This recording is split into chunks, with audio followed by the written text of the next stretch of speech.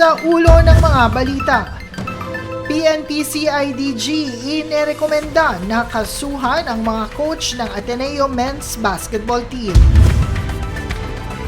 Tab Baldwin inamin na walang alien employment permit.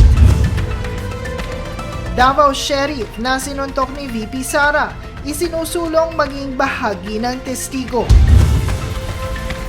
Pagbubukas sa BIR box ni VP Sara, isinusulong ng prosecution panel.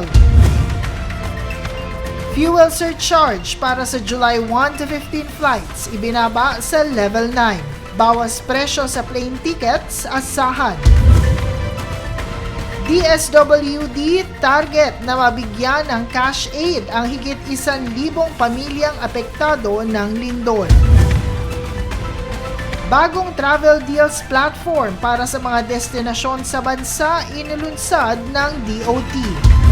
Patas at pantay na balita, komprehensibong ulat para sa pulso ng masa. Ito ang News Force.